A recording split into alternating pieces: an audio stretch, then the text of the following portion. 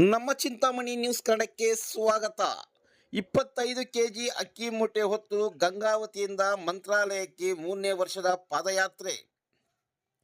ಆರ್ಯವೈಶ್ಯ ಸಮಾಜ ಮತ್ತು ನವ ವೃಂದಾವನ ಭಜನಾ ಮಂಡಳಿ ವತಿಯಿಂದ ಮಂತ್ರಾಲಯಕ್ಕೆ 3ನೇ ವರ್ಷದ ಪಾದಯಾತ್ರೆ ರವಿವಾರದಂದು ಗಂಗಾವತಿಯಲ್ಲಿ ಜರುಗಿತು. ರೈತ ಶರಣಪ್ಪ ಎಂಬ ವ್ಯಕ್ತಿ 25 ಕೆಜಿ ಅಕ್ಕಿ ಮೂಟೆಯನ್ನು ತೊಂಡಿಹಾಳ ಗ್ರಾಮದಿಂದ ತಲೆ ಮೇಲೆ ಹೊತ್ತು ಶ್ರೀ ಕನ್ನಿಕಾ ಪರಮೇಶ್ವರಿ ದೇವಸ್ಥಾನಕ್ಕೆ ಆಗಮಿಸಿ ಅಮ್ಮನವರಿಗೆ ವಿಶೇಷ ಪೂಜೆ ಸಲ್ಲಿಸಿ ಪಾದಯಾತ್ರೆ ಆರಂಭಿಸಿದರು.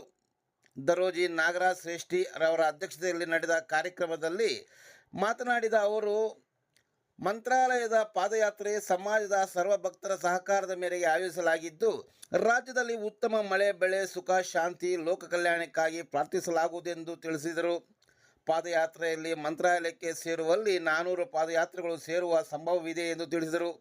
ಈ ಸಂದರ್ಭದಲ್ಲಿ ದಮ್ಮೂರು ರಾಜ್ಕುಮಾರ್, ಆನೆಗುಂದಿ ಗೋಪಾಲ್ ಶ್ರೇಷ್ಠಿ, ಲಿಂಗಪ್ಪ ಜನಾದ್ರಿ, ಪ್ರಹ್ಲಾದ್ ಬೆನ್ನೂರ್, ದಮ್ಮೂರು ಸುರೇಶ, ದರೋಜಿ ವೆಂಕಟೇಶ, ದರೋಜಿ ಮಲ್ಲಿಕಾರ್ಜುನ, ಈಶ್ವರ್ ಶ್ರೇಷ್ಠಿ, ಜಗದೀಶ್ ಶ್ರೇಷ್ಠಿ, ಟಿ ಗಂಗಾಧರ್, ಮುರಳಿ, ಮಹಿಳಾ ಮಂಡಳಿ ಅಧ್ಯಕ್ಷರಾದ ಶ್ರೀಮತಿ ದಮ್ಮೂರು ರುಕ್ಮಿಣಿ, ವಾಸವಿ ಭಜನಾ ಮಂಡಳಿ ಅಧ್ಯಕ್ಷೆಯಾದ ಶ್ರೀಮತಿ ಮಂಜುಳಾ ದಮ್ಮೂರ್, ಸಮಾಜ ಬಾಂಧವರು ಉಪಸ್ಥಿತರಿದ್ದರು.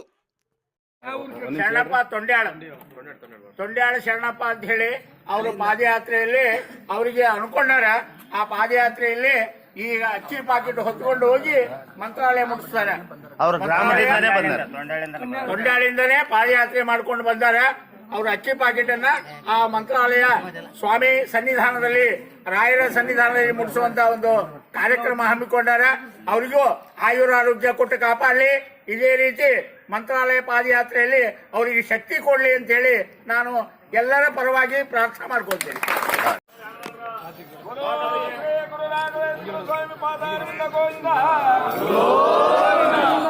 ವೆಂಕಟರಮಣ ಗೋವಿಂದ, ಶ್ರೀ ಕನಕಾ ಪರಮೇಶ್ವರಿ ಮಾತಾ ಕಿ ಜೈ, ಶ್ರೀ ವಾಸವಿ ಮಾತಾ ಕಿ ಜೈ. ರಾಘವೇಂದ್ರ ರಾಘವೇಂದ್ರ ರಾಘವೇಂದ್ರ ಪಾಹಿ ಮಾಂ, ರಾಘವೇಂದ್ರ ರಾಘವೇಂದ್ರ ರಾಘವೇಂದ್ರ ಪಾಹಿ ಮಾಂ, ರಾಘವೇಂದ್ರ ರಾಘವೇಂದ್ರ ರಾಘವೇಂದ್ರ ರಾಘವೇಂದ್ರ ರಾಘವೇಂದ್ರ ರಾಘವೇಂದ್ರ ರಕ್ಷ ಮಾಂ, ರಾಘವೇಂದ್ರ ರಾಘವೇಂದ್ರ ರಾಘವೇಂದ್ರ ಪಾಹಿ ಮಾಂ, ರಾಘವೇಂದ್ರ. ಜೈ ವಾಸವಿ. ರಾಯರ ಆಶೀರ್ವಾದದಿಂದ, ಗುರುರಾಯರ ಆಶೀರ್ವಾದದಿಂದ ನಮ್ಮ ಕನ್ನಿಕಾ ಪರಮೇಶ್ವರ ದೇವಸ್ಥಾನದಿಂದ 3ನೇ ವರ್ಷದ ಪಾದಯಾತ್ರೆ. ಈ ಪಾದಯಾತ್ರೆ ಎಲ್ಲರನ್ನ ನೋಡಿ, ಈ ಪಾದಯಾತ್ರೆ ಎಲ್ಲರೂ ಸಂತೋಷವಾಗಿ ಹೋಗಿ ಸಂತೋಷವಾಗಿ ಬರಲಂತ ನಮ್ಮ ಒಂದು ಅನಿಸಿಕೆ. ಯಾಕಂದರೆ ಈ ಕನ್ನಿಕಾ ಪರಮೇಶ್ವರ ದೇವಸ್ಥಾನದಿಂದ ಯಾವುದೇ ಏನೇ ಕೆಲಸ ಕಾರ್ಯಕ್ರಮಗಳು ಮಾಡಿದರೆ ಆ ತಾಯಿ ಆಶೀರ್ವಾದ, ಗುರುಗಳ ಆಶೀರ್ವಾದ, ಆಮೇಲೆ ಹಿರಿಯರ ಆಶೀರ್ವಾದ ಎಲ್ಲ ಇದೆ ಅಂಥೇಳಿ ಯಾವುದೇ ಅಡೆತಡೆಗಳಾಗಲಾರ್ದಂಗೆ ಎಲ್ಲರೂ ನಕ್ಕಂತ ಹೋಗಿ ನಕ್ಕಂತ ಬರ್ಬೇಕಂಬೋದು. ಆಮೇಲೆ ದೇವರ ಧ್ಯಾನ ಬಿಟ್ಟು ಮಂದಿದು ಮಾತಾಡೋದು ಬಿಡಬೇಕು. ಯಾವುದೇ ಒಂದು ಕಾರ್ಯಕ್ರಮಗಳು ಯಶಸ್ವಿ ಆಗ್ಬೇಕಂದ್ರೆ ಒಂದು ಭಕ್ತಿಪೂರ್ವಕವಾಗಿ ಹೋಗಿ ಭಕ್ತಿಪೂರ್ವಕ ಎಲ್ಲರಿಗೂ ನಿಮ್ಮ ಆಸೆ ಏನಿದೆ ಈಡೇರಲಿ ಅಂತೇಳಿ ನನ್ನ ಒಂದು ಆಸೆ.